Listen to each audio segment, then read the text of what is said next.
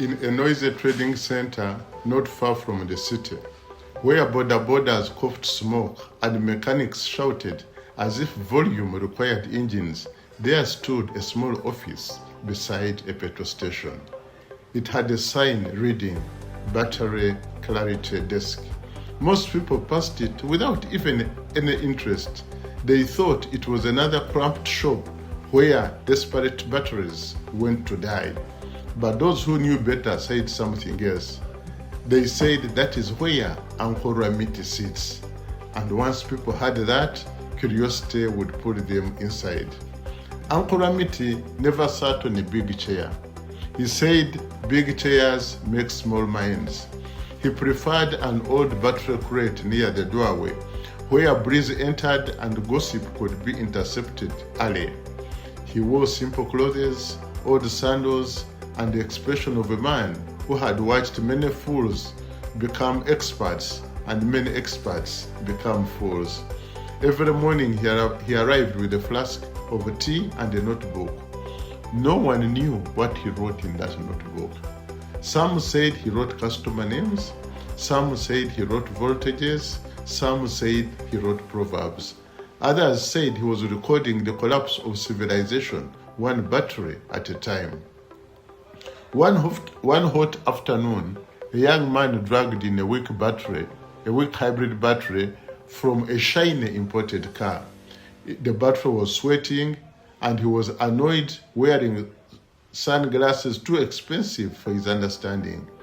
He dropped the battery with drama. "Mzee," he said, "this thing is dead." Uncle Rwamiti looked at the battery, then looked at the young man, then took a sip on his tea, then looked at the battery again. Finally he said, "My son, many things arrive here called dead. Batteries, businesses, marriages, attention spans. We must inspect carefully." The mechanic nearly burst into laughter. The young man did not. Uncle Rwamiti tapped the battery gently. "Do you know why this battery is weak?" The young man shrugged. "Bad luck." Uncle Rwamiti laughed so deeply even the spanners seemed amused. "Bad luck is the last refuge of lazy thinking." He pointed outside. "You bought a modern machine but kept old habits. You brake harshly, idle foolishly, ignore warnings and delay service, and then you panic." Then he leaned closer. "And now you blame the battery." The workshop fell silent because everyone knew he was no longer talking about the car.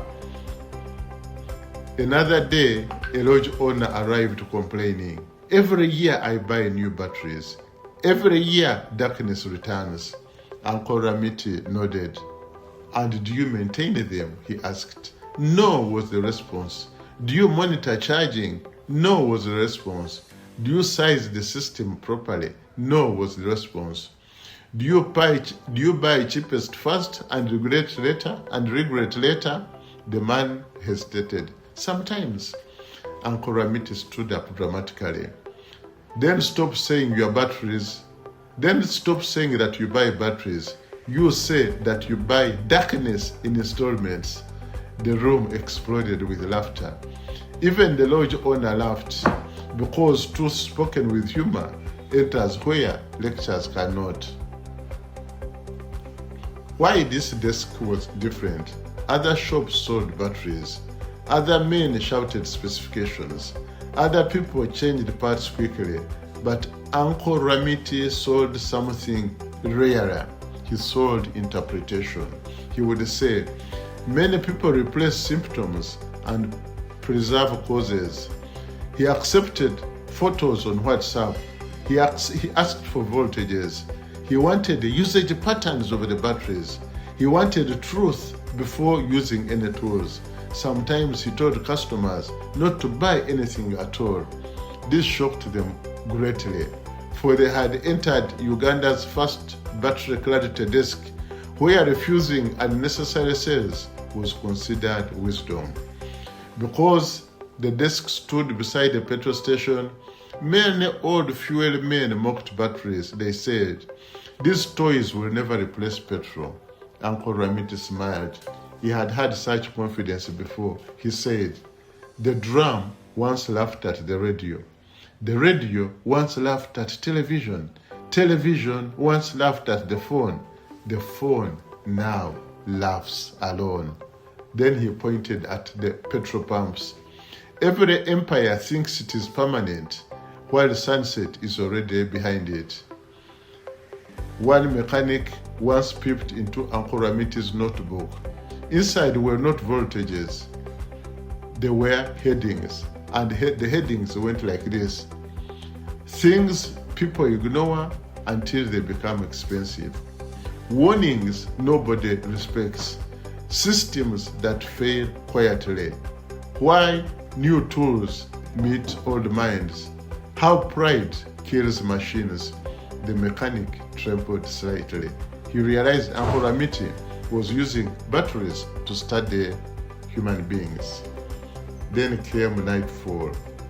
One evening, power went out in the area. Darkness swallowed nearby shops. Complaints rose immediately, but the battery clarity desk remained lit. Its backup system glowed calmly.